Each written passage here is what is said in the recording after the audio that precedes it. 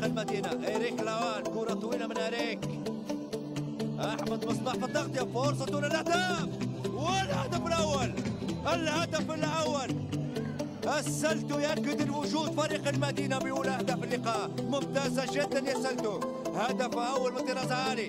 أكدها السلتو بأولى أهداف هذا اللقاء.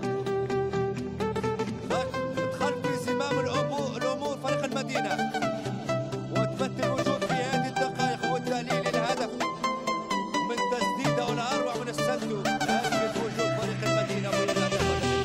برافو سلتو، هدف أول للمدينة، هدف لا مباغت، وخط الدفاعي كان فاتح من أحمد مصباح كلف فريق غالي، والغالي عنوان الهدف الوحيد لحد الآن. شوف الإعادة، شوف مصباح السلتو ما استناش وما رجاش على الطاير والتسديد والجول، وهدف أول لمصلحة فريق المدينة.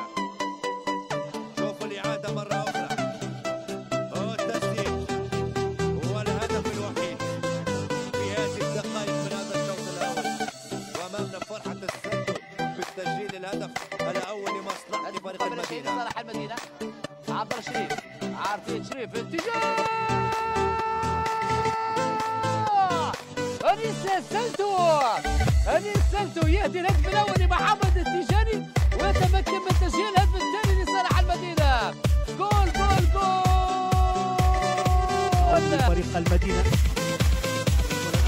أنيس السلتو تابع حسين العبيدي، يمشي أنيس ويسجل أنيس الهدف الثاني. يسجل أنيس السلتو الهدف الثاني في هفوة وغفلة من دفاع فريق النصر. أنيس السلتو يفلت من الرقابة ويسجل الهدف الثاني لمصلحة فريق المدينة بعد مرور 32 دقيقة من زمن الشوط الثاني. فريق المدينة يتقدم على صعيد النتيجة بهدفين مقابل لا شيء. إذا أنيس السلتو يوقع الهدف الثاني لفريق المدينة في الدقيقة 32 من زمن الشوط الثاني.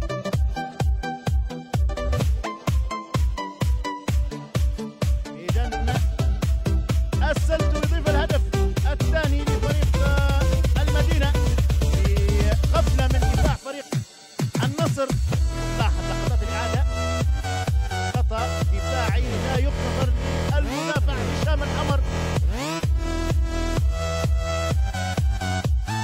لاحظ أكثر من مرة يبدأ لاحظ بين المدافعين حسين العبيدي. إذا الخطأ في عمق الدفاع حسين العبيدي وهشام الحمر. لاحظ الانطلاق، انطلاقها كانت اكثر من مره. ما زال نتابع لحظات الاعاده والزملاء والفرحه على وجوه فريق المدينه. فريق المدينه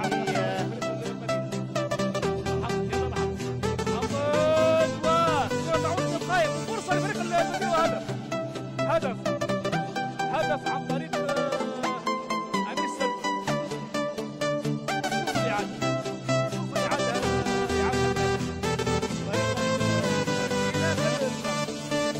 يبدو لي أنيس السلتو،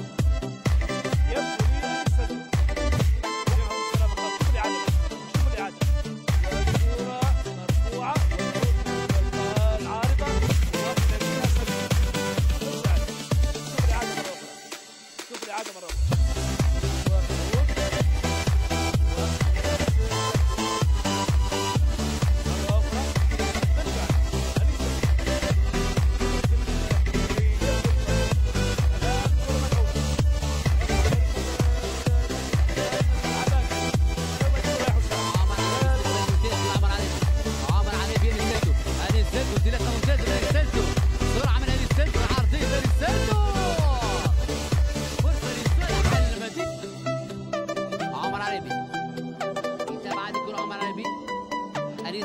سرعة ممتازة، إمكانيات عالية من